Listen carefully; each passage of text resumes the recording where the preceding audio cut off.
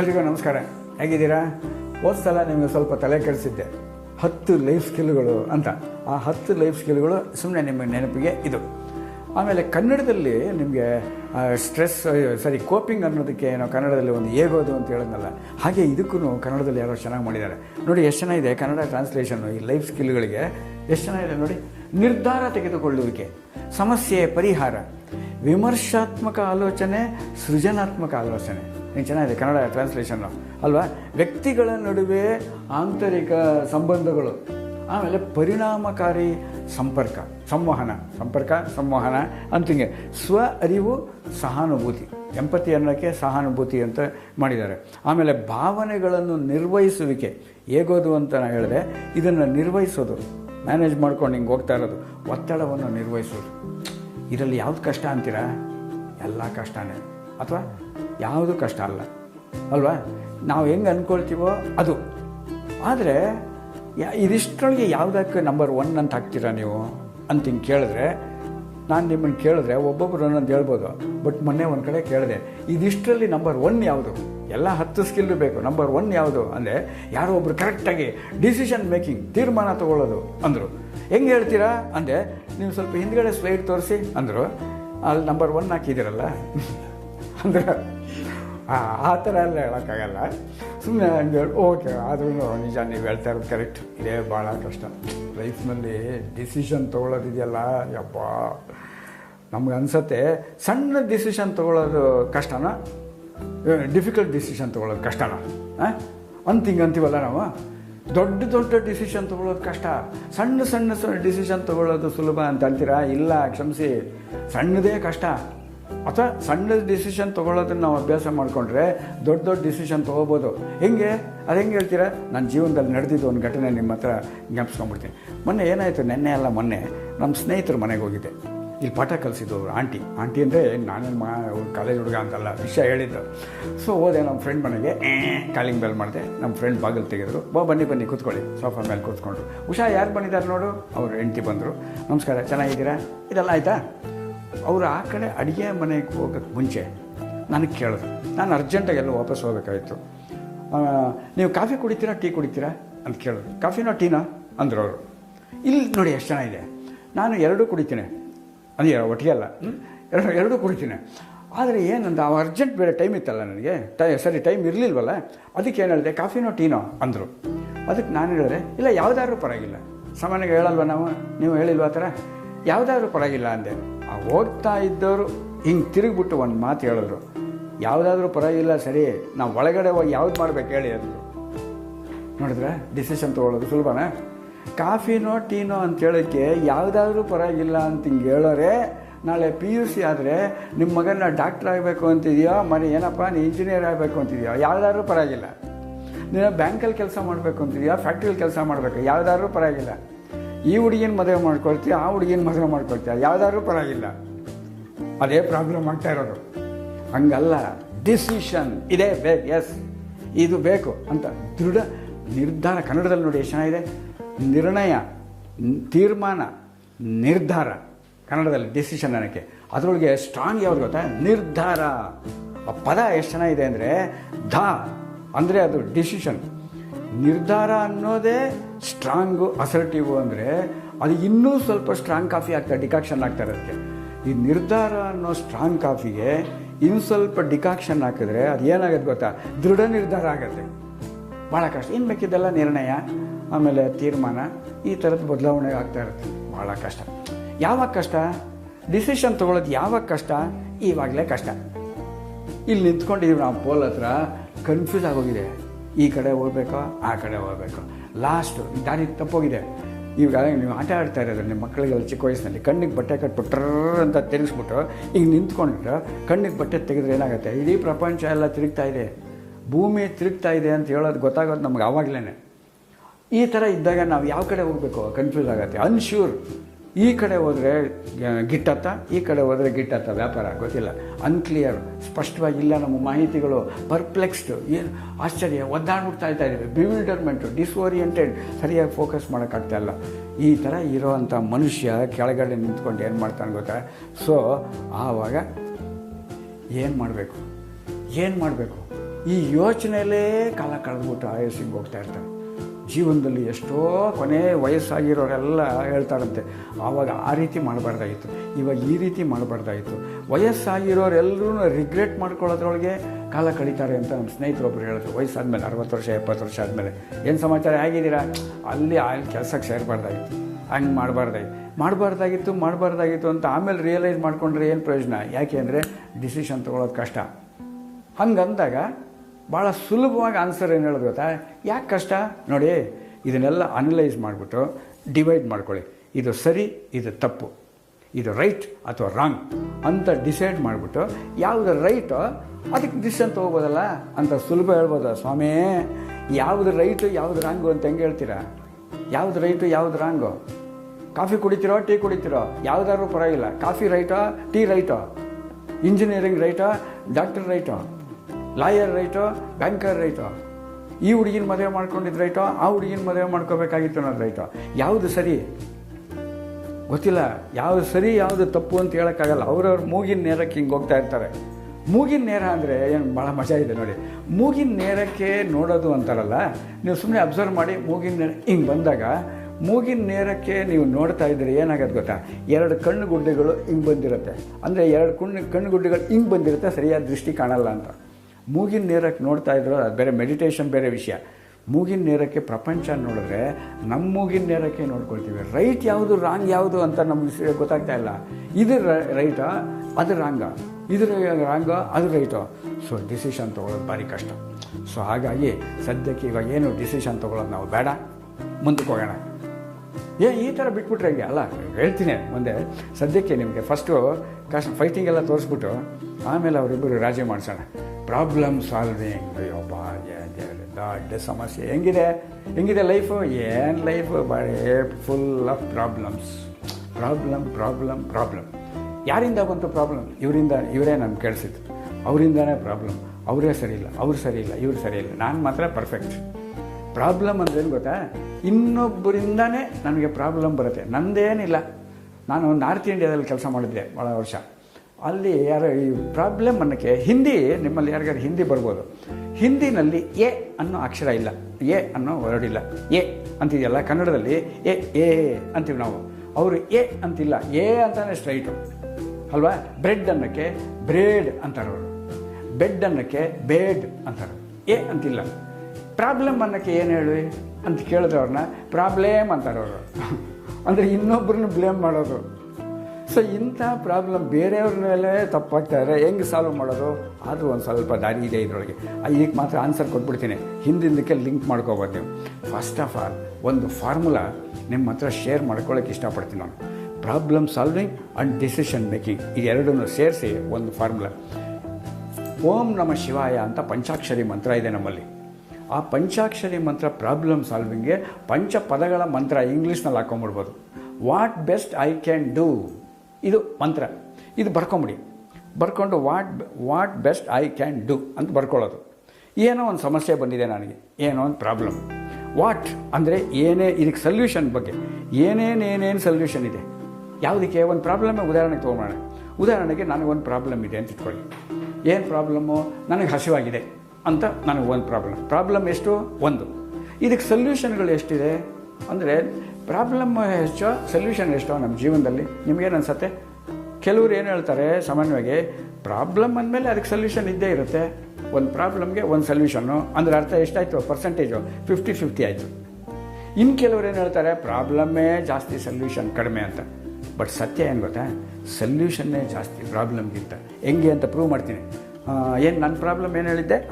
ಹಸಿವೆ, ನನಗೆ ಹಸಿವಾಗಿದೆ. ಪ್ರಾಬ್ಲಮ್ ಎಷ್ಟು? ಒಂದು. ಸೊಲ್ಯೂಷನ್ ಏನು ಅಂತ ನಾನು ನಿಮಗೆ ಕೇಳಿದ್ರೆ ನೀವೇನು ಹೇಳ್ತೀರಾ? ಊಟ ಮಾಡಿ, ತಿಂಡಿ ತಿನ್ನಿ, ಕಾಫಿ ಕುಡೀರಿ, ಬಿಸ್ಕೆಟ್ ತಿನ್ನಿ, ಹಣ್ಣು ತಿನ್ನಿ, ಜ್ಯೂಸ್ ಕುಡೀರಿ ಹೇಳಲ್ವಾ? ಇಷ್ಟೊಂದು ಹೇಳ್ತಿರ್ತಾನೆ. ಎಷ್ಟು ಪ್ರಾಬ್ಲಮ್ ಎಷ್ಟು, ಸೊಲ್ಯೂಷನ್ ಎಷ್ಟು? Problem 1, solution 5-6. ಆಶ್ಚರ್ಯ. ಆದರೆ ಯಾತಕ್ಕೆ ನಾವು ತಲೆ ಕೆಡಿಸ್ಕೊಳ್ತೀವಿ ಅಂದರೆ ನಾವು ಈ ಸೊಲ್ಯೂಷನ್ ಕಡೆ ಯೋಚನೆ ಮಾಡಲ್ಲ, ಪ್ರಾಬ್ಲಮ್ನೇ ಹೈಲೈಟ್ ಮಾಡೋದ್ರಿಂದ ನಮಗೆ ಊಟ ತಿಂಡಿ ಸಕ್ಕರೆ ಇದು ಜ್ಯೂಸು ಬಿಸ್ಕೆಟು ಸಿಗಲ್ಲ. ಸೊ ಪ್ರಾಬ್ಲಮ್ನ ಕಡಿಮೆ ಹೇಳ್ಬಿಟ್ಟು ಸೊಲ್ಯೂಷನ್ ಕಡೆ ಜಾಸ್ತಿ ಗಮನ ಹೋದರೆ ಇದು ವಾಟ್ ಅಂದರೆ ಏನೇನೇನೇನು ಅಂತ ಅರ್ಥ.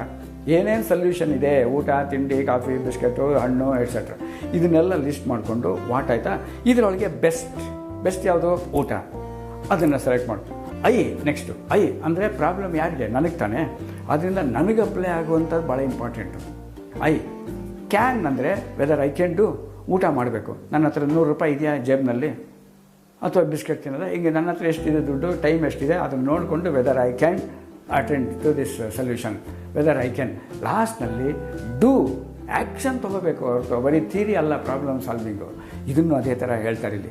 ಐಡೆಂಟಿಫೈ ದ ಪ್ರಾಬ್ಲಮ್, ಫಸ್ಟ್ ಏನು ಪ್ರಾಬ್ಲಮ್ಮು ಐಡೆಂಟಿಫೈ ಮಾಡಿ. ಡಾಕ್ಟ್ರುಗಳು ಹೇಳ್ತಾರಲ್ಲ, ಫಸ್ಟ್ ಡಯಾಗ್ನೋಸ್, ಆಮೇಲೆ ಎಕ್ಸ್ಪ್ಲೋರ್ ಇನ್ಫಾರ್ಮೇಷನ್, ಬೇರೆ ಅದಕ್ಕೆ ಸೊಲ್ಯೂಷನ್ ಏನೋ ಇರೋಂಥದ್ದು, ಆಮೇಲೆ select the best idea, what best I can do, implement, build and test the idea. ಆಯಿತಾ, ಸರಿ. ನೆಕ್ಸ್ಟ್ ಇವ್ಯಾಲ್ಯೂಯೇಟ್, ಇದರಿಂದ ವರ್ಕ್ ಆಯಿತಾ, ಕಂಟಿನ್ಯೂ, ವರ್ಕ್ ಆಗಿಲ್ವಾ ಬೇರೆ. ಸೊ ಪ್ರಾಬ್ಲಮ್ ಸಾಲ್ವಿಂಗ್, ಇದರೊಳಗೆ ಡಿಸಿಷನ್ ಮೇಕಿಂಗು ಇದೆ ತಾನೆ ಅಲ್ವಾ. ಸೊ ಇದರಲ್ಲಿ ಯಾವುದನ್ನು ತೊಗೊಳ್ತೀವೋ ಅದೇ ಡಿಸಿಷನ್ನು. ಎಲ್ಲಿರುತ್ತೆ ಪ್ರಾಬ್ಲಮ್ಮು, ಅದರ ಕೊನೆಯಲ್ಲಿ ಒಂದು ಮಾತು ಮಾತ್ರ ಹೇಳ್ಬಿಡ್ತೀನಿ ನಿಮಗೆ. ಸರಿ, ಅದೆಲ್ಲ ಓಕೆ.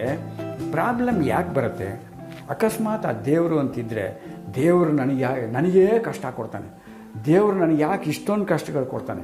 ಕಷ್ಟಗಳು ಒಂದು ಬರಲ್ಲ, ಬಂದರೆ ಮೇಲಿಂದ ಮೇಲೆ ಬರುತ್ತೆ. ಹಿಂಗೆಲ್ಲ ನಾವು ಹೇಳ್ತಾ ಇರ್ತೀವಿ ಪ್ರತಿದಿನ. ಪ್ರಾಬ್ಲಮ್ಸ್ ಯಾಕೆ ಬರುತ್ತೆ ಅಂತ ಅರ್ಥ ಮಾಡಿಕೊಂಡ್ರೆ ಸೊಲ್ಯೂಷನ್ಗೂ ದಾರಿ ಕೊಡುತ್ತೆ, ಪ್ಲಸ್ ಡಿಸಿಷನ್ಗೂ ದಾರಿ ಕೊಡುತ್ತೆ. ನೋಡಿ, PROBLEMS, ಇಂಗ್ಲೀಷ್ ಭಾಷೆ ಎಷ್ಟು ಚೆನ್ನಾಗಿದೆ. ನಾನು ಅವಾಗ ಎಲ್ಲ ಭಾಷೆಗಳು ಬ್ಯೂಟಿ ನೋಡ್ಕೊಳ್ಳೋಣ, ಕನ್ನಡದಲ್ಲಿ ಹೇಗೋ ಅದು ಚೆನ್ನಾಗಿದೆ ಅಂದಂಗೆ. ಈ ಪ್ರಾಬ್ಲಮ್ಸ್ ಯಾಕೆ ಬರುತ್ತೆ, 8 ಅಕ್ಷರದ ಪದ. ಪ್ರಾಬ್ಲಮ್ ಇರಲ್ಲ ಮನುಷ್ಯನಿಗೆ, ಪ್ರಾಬ್ಲಮ್ಸೇ. PROBLEMS ಅಂದರೆ ಅರ್ಥ ಏನು ಗೊತ್ತಾ, purposeful road blocks offering beneficial lessons to enhance our mental strength. ಇದು ಪ್ರಾಬ್ಲಮ್ ಬರೋದೆಲ್ಲ ಮನುಷ್ಯನಿಗೆ ಇಟ್ ಈಸ್ ಪರ್ಪಸ್ಫುಲ್. ಕಷ್ಟಪಟ್ಟು ಓದ್ದೋರೇ IAS ಆಗೋದು, ಕಷ್ಟಪಟ್ಟು ಜೀವನದಲ್ಲಿ ಭಾಳ ವಾರಾನ್ನ ಮಾಡಿಕೊಂಡು ಭಾಳ ಕಷ್ಟಪಟ್ಕೊಂಡು ಸೈಕಲ್ ಹೊಡ್ಕೊಂಡು ಹಿಂಗೆ ಓದ್ದೋರೇ ಜೀವನದಲ್ಲಿ ಸಕ್ಸಸ್ಫುಲ್ ಆಗಿರೋದು. ನಾವೆಲ್ಲ ಬೇಕಾದ್ರೆ ಯಾರೇ ಸಕ್ಸಸ್ಫುಲ್ ಆಗಿರೋನು ಕೇಳಿ, ನಾನು ಜೀವನದಲ್ಲಿ ಭಾಳ ಕಷ್ಟಪಟ್ಟೆ, ನಮ್ಮ ಮನೇಲಿ 2 ಹೊತ್ತಿರಲಿಲ್ಲ, ಊಟಕ್ಕಿರಲಿಲ್ಲ, ಹಾಸ್ಟೆಲಲ್ಲಿ, ಹಿಂಗೆ ಹೇಳ್ತಾರೆ. So purposeful. ರೋಡ್ ಬ್ಲಾಕ್ ಅಷ್ಟೇ, ಅದು ಸಮಸ್ಯೆ ಅನ್ನೋದು ರೋಡ್ ಬ್ಲಾಕ್ ಆಗಿದೆ, ಈ ಕಡೆ ಹೋಗ್ಬೋದು, ರೋಡ್ ಎಂಡ್ ಅಲ್ಲ ಅದು, road block. So purposeful road block.